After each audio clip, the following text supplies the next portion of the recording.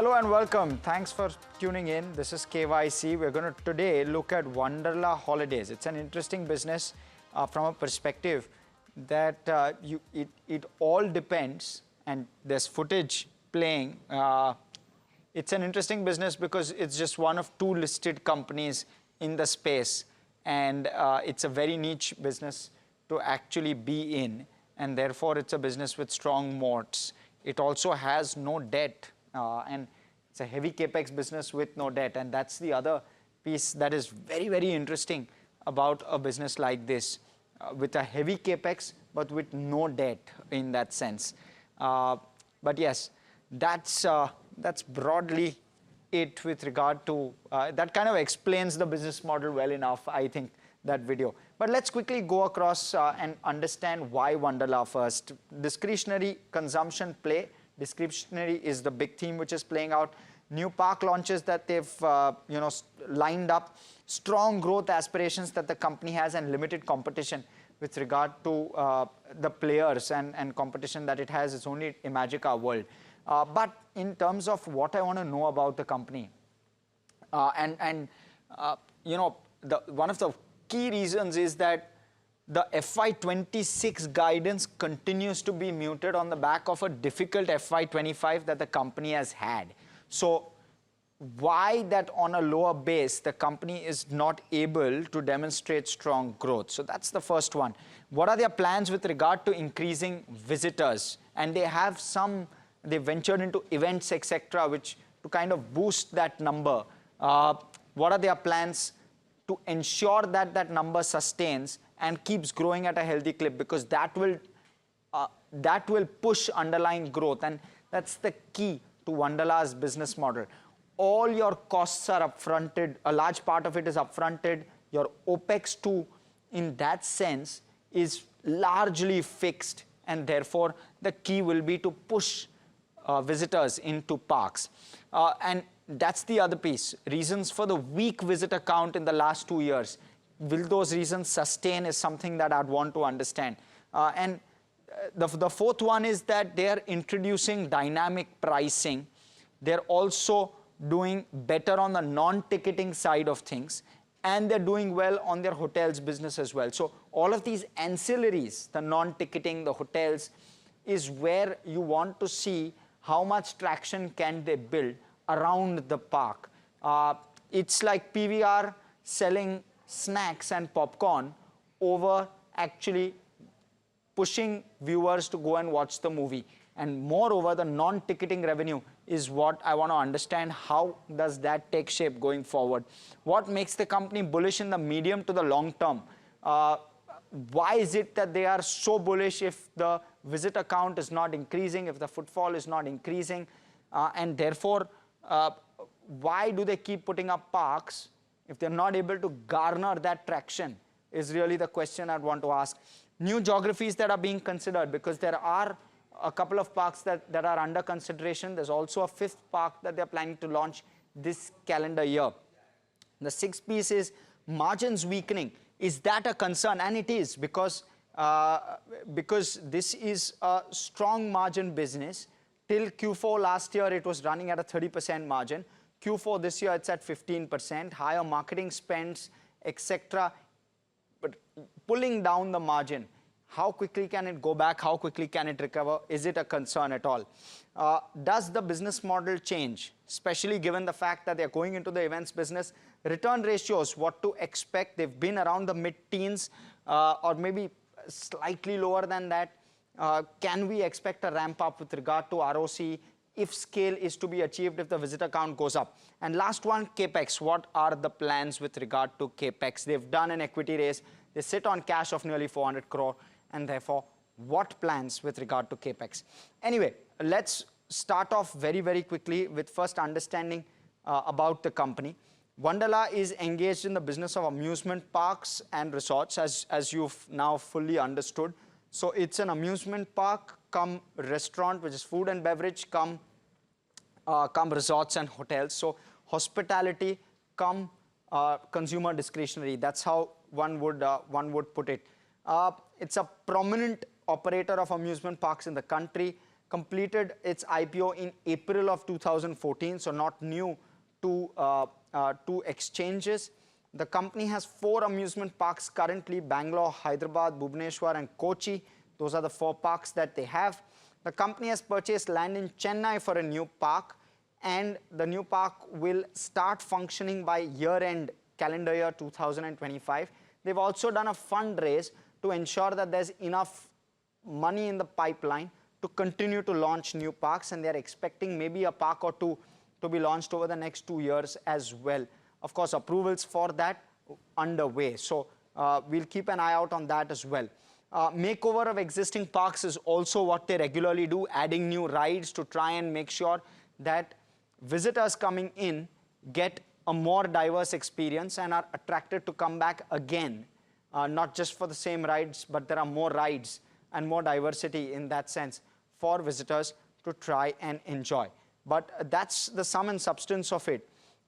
In terms of non-ticketing revenue, those are your levers to kind of push non-ticketing revenue, and this will become important when we look at the operational metrics and when I give you a breakup of how the revenue split is happening in terms of ticketing versus non-ticketing and how the growth of those are happening. So keep this in mind. This is broadly how the non-ticketing services revenue is shaped up. We'll speak to Arun K Chittilappilly, who's the chairman and managing director at Wonderla Holidays, to get a perspective on all of that we've just spoken about. But it's time to go across and look at our KYC metrics. What will we be looking at? And we'll start off by understanding the operational metrics, which is how have footfalls, which is how is visitor count in the parks evolving. We'll look at income statement, balance sheet, operational metrics and cash flow. Thereafter, we'll look at shareholding pattern, return ratios, street cred and street coverage. We'll look at all of those. And along with street coverage, we'll also delve a little bit into valuations, because that also holds some importance where investors are concerned. So something to look out for. But let's quickly start off with the income statement. And within that income statement, we're seeing good growth with regard to top line. So your top line has shaped up fairly well over the last few years. It's delivered a 50+% CAGR on the top line number. Over the last 3 years CAGR I'm talking about. Margins have come off significantly over the last 3 years, so that's a bit of a concern, but just the top line growth ensures that you've done fairly well for yourself overall. Margins have gone from 17 all the way up to 50%, thereafter cooling off to 47, and FY25 has been 32. Q4 FY25 has in fact seen margins tumble and take a bit of a knock. So let's pull out the Q4 numbers in particular of FY24 versus FY25. And what we are seeing as part of that is margins have shrunk from 35.5% to just about 20%. So very sharp contraction in margins, and it'll be interesting to understand whether they can recover. There are various reasons given for this margin contraction, and I'll quickly touch upon those before we go on.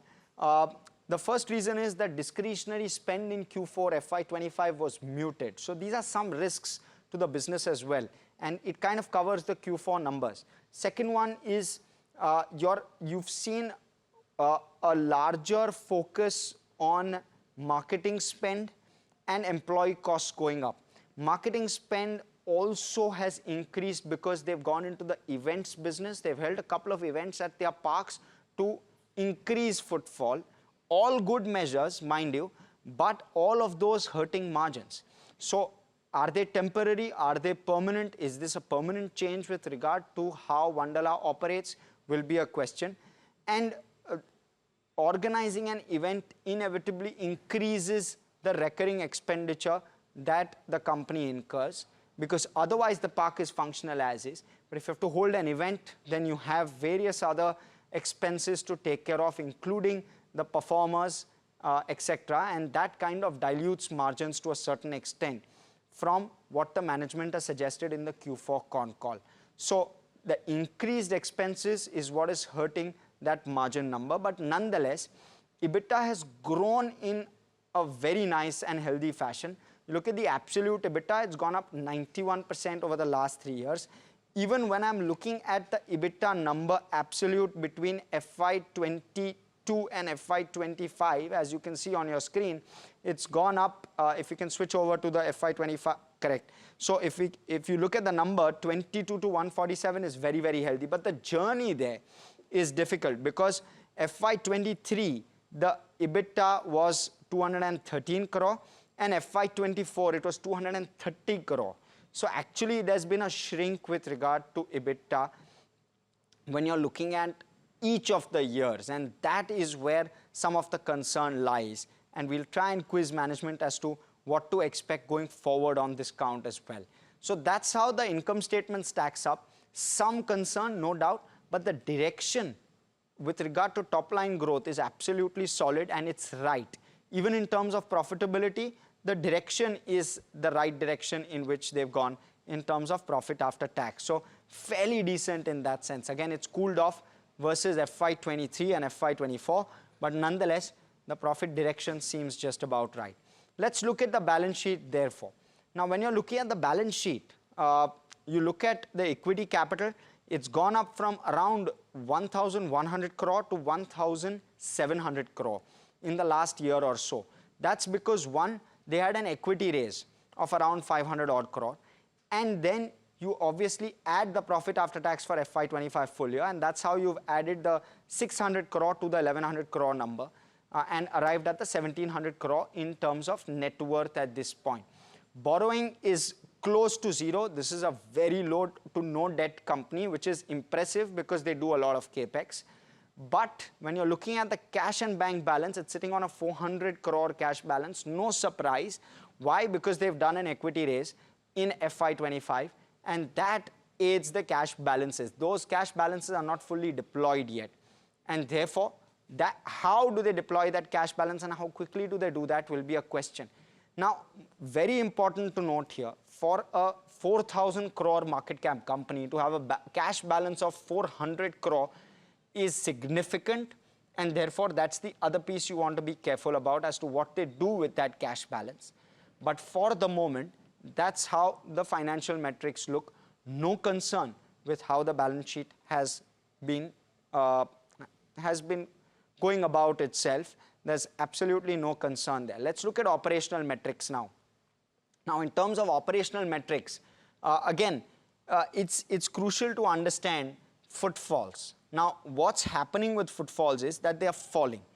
Footfalls have actually fallen 10% FY23 versus FY24 and FY25. So from 3,311 crore come down to 3,050 crore in terms of footfall. I apologize. Footfall from 33 lakhs has come down to 30.5 lakhs. That's how the footfall has come down by. Now, in terms of park-wise footfall, that's the distribution.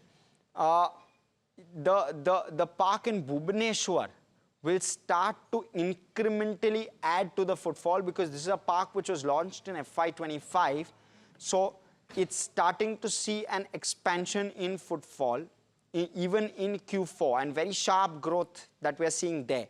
So FY26 will be the year, first full year of the Bhubaneswar park becoming operational. So you want to see as to how that park does in terms of footfall and where it goes and how it contributes to the overall footfall of the company. But this clearly is a point which is lacking. Let's look at revenue per user. And when you're seeing it 2023 versus 2024 versus 2025, revenue per user has not gone up significantly. It's gone up by just about 16-17%. And therefore, your ARPU, which was at 1,250 rupees per user, has gone up to 1,450 rupees per user. No significant increase. Let's take a breakup of this as well. The breakup of this is on ticketing versus non-ticketing. And in terms of the breakup, again, very interesting metrics. The ticketing numbers haven't gone up substantially. It's the non-ticketing numbers which are showing the best growth. This is average ticketing revenue and it's location-wise. If you see it, Hardly a 2, 3, 4% growth, not more than that. But when you're looking at non-ticketing, let's look at those numbers with regard to non-ticketing. And the average has seen a growth of at least 15% and therefore a large chunk of the revenue coming from non-ticketing, and that piece is doing very, very well for itself. So non-ticketing is the big focus. Let me now quickly take you through cash flows. Interesting here because cash flows actually come off FY23 versus 24 versus 25 along expected lines, and we'll give this a thumbs down because cash flows have come off, but they are in line with profitability. So that's a positive. No receivables, no working capital requirements, none of that. The net cash flow is close to zero because a lot of the cash flow goes into investing activities and investing in new parks. Now let's look at return ratios. Return ratios have been steady in that sense over the last couple of years, around 15%. Can they maintain that will be the question, but clearly not the best place to be with regard to where return ratios are. Now, return ratios technically are a neutral, largely because it's a mid-teens kind of return ratio and there's no debt. So it's largely equity, and therefore your return ratios don't look as weak for a high capex company. They're doing fairly well for themselves. If they're able to do well on the top line count, then you might well see these return ratios turn around and do very, very well. And therefore, we'll want to understand whether there's a target IRR or whether there's a target return ratio. But we'll give this one a neutral with regard to where return ratios is concerned. Let's look at shareholding very, very quickly because we're running out of time as well. So in terms of shareholding and in terms of promoter holding, it's around 62% currently. That dilution that you see is purely because of the equity raise that's happened. FIs are showing a better interest in the company. As part of the fundraise, we've had Custody Bank of Japan, which has put in money and now owns around a 2% stake here. There's also Value Quest India, which owned this one, but now owns it maybe through another emerging markets fund. There are DIs, Tata Mutual Fund, SBI Magnum, which own around 9% of the company, so something to look out for. Some good investors within that FI, DI bracket as well. But the public shareholding has gone up substantially. So from FY20, which was at 27,000, the public holding has gone to 58,000. Something to be careful about. Number of shareholders have gone up substantially. That's how it's shaping up on the shareholding count. We'll give this one a thumbs up, no doubt about that. Let's look, therefore, at street cred now. In terms of street cred, stocks done nothing over the last year or so, and those numbers will flash on your screen. Stocks done nothing over the last year or so. For the last 5 years, it's done quite well for itself. It's not done badly at all. It's been a 5-bagger in the last 5 years. So not bad returns in the medium term, but outside of that, in the last 1 year, it's been a bit of a problem. And that's also because the operational numbers and footfalls aren't coming through. So you want to wait and watch as to how that evolves. Last off, I want to cover valuations and street coverage. In terms of valuations, when you're looking at it, Wonderla versus Imagica. Imagica trading at a premium. FY25, trailing 12 months, surely at a premium. But even FY26 at nearly a 15% premium to Wonderla. So in that sense, it's not a very expensive stock in relative terms, but at 35 times you want better growth, right? So something to look out for again is growth. Whether it can clock that growth and re-rate sharply in terms of its price to earnings will be a question. That's how the analyst recommendations have shaped up. There's an 83% upside to what the average analyst expectation is. So again, we'll give this one a neutral because of how all of those metrics are playing out. Let's go across to Mr. Arun K Chittilappilly, who is joining us. He's the chairman and managing director at Wonderla Holidays. Welcome, sir.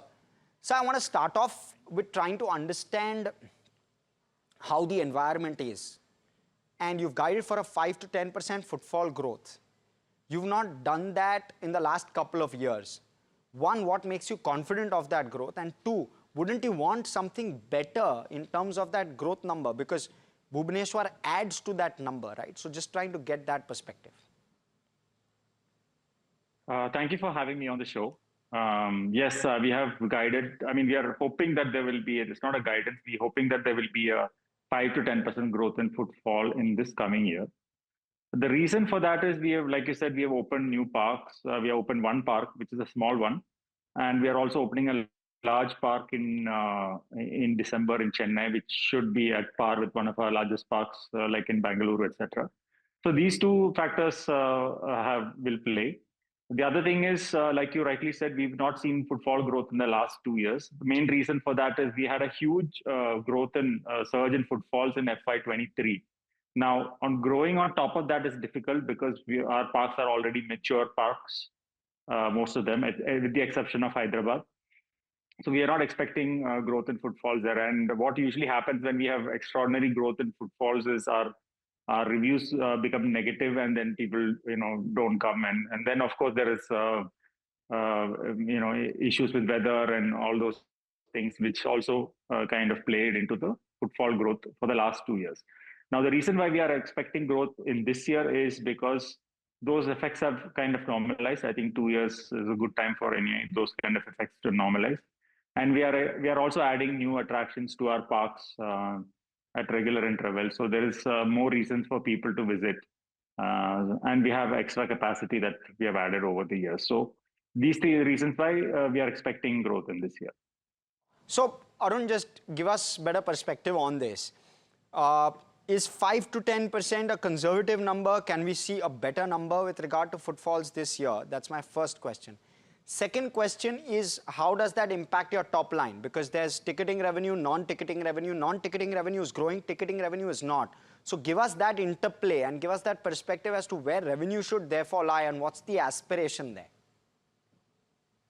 See, I think 5 to 10% is a conservative number from our end, because it's very difficult for us to predict how footfalls are going to grow.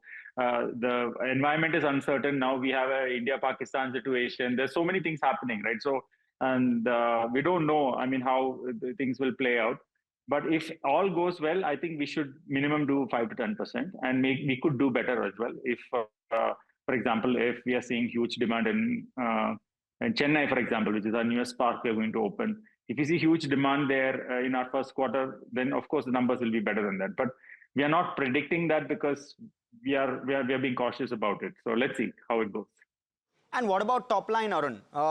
Dynamic pricing, no increase in ticketing revenue per user over the last maybe couple of years. Does all that also call for an increase on that count, and non-ticketing revenue also growing decently well on an average, on an ARPU basis? So how should that evolve in terms of top line? The top line again is hard to predict. We do have dynamic pricing in our ticketing and also for the resort and everything. So it all depends on demand and supply. So if there is high demand, then obviously we will ramp up our ticket prices.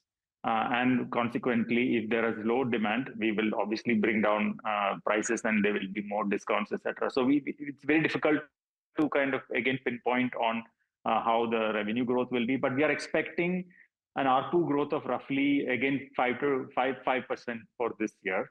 Again, because we are adding new parks, and new parks usually mean higher discounts in our first year or so. So because of that, I don't see ARPU growth much. Also, ARPU has grown tremendously in the last 3 years. If you look at our pre-COVID ARPU and post-COVID ARPU, we are almost double in that sense. So I don't see much growth there. We might expect 5% or 5 to 6% for the year. Yeah, but all of that should add to your top line, Arun. So maybe a 15 to 20% growth on top line from what you're saying could well be reasonable. Could be reasonable. We'll have to wait and see. Okay, understood. And what's the medium-term guidance? Say if I were to pull out and think of it from a 3-year perspective, what's the 3-year CAGR with regard to top line, and how would that evolve? Just give us a number broadly. See, we don't give guidance in terms of revenues. That's not allowed, and we don't do that. But Sure. we are expecting footfalls to have, to grow substantially in not much in this financial year, but definitely in the next financial year, which is FY27, when we'll have Bhubaneswar also running at full fully firing, and also Chennai will also be firing by FY27. This year is a bit of a wild card. We are expecting some footfall growth, but again, we are unsure of how it's going to be at this point. Sure. Arun, sorry, I'm just going to try and squeeze two quick questions. One is with regard to margins. So your margins have shrunk. Where do you see them on a normalized basis? Maybe a year or two more of drag and thereafter they normalize. Where do they normalize? Yes, we will see some margin pressure in this year again because of our new parks. We spend more on marketing. We are recruiting a lot of people. We are doing ESOPs. I mean, so obviously there are cost pressures on that front. But once, like I said, in FY27, once our footfalls start coming from our new projects, I think margins will start coming back. And therefore, around 30%, would that be a reasonable number? Coming back in the sense, just wanting a ballpark number, even a range would help? See, last year we had, I think, our highest ever margins. So, you know, that is at a stage where we have fully matured parks, very low depreciation, and each park giving high ARPU growth. Now that for us to get to that stage, it will take maybe a year or two, because we are having new parks coming on stream. So there will be high depreciation charges. There will be marketing costs, which will be higher than usual. So, I mean, for our margin to come to that 50% kind of EBITDA margin, maybe it will take a few more years. But I think our margins will improve from what it is in the last year, maybe this year or next year. That's what we are hoping. Interesting. Okay. Thank you so much, Arun. In fact, unfortunately, all the time we have very interesting conversation. And I could go on, but that's all the time we have. So I'm going to have to let you go. Thank you. But yes, so let's quickly look at the KYC rating on this one. And, you know, we've tried our best to analyze this the best we can. And from what commentary that's come through, it may be a year or two more before that ARPU number actually picks up. Because there'll be discounts which will keep coming through because of new parks. And it'll also take a year or two, if you can go on to the next slide as well. It'll also take a year or two for the footfalls to pick up. And both of those could well start impacting numbers FY27 onwards. That's the expectation he's given. And he said that margins thereafter will take maybe a year or so to pick up and go back towards 50%. That'll be very interesting to see. So more to see in terms of execution. It's going to be a weak year for FY26. That's the outlook he's given us. Completely out of time on this edition of KYC. Hope you found this helpful. Stay tuned. More action on the other side.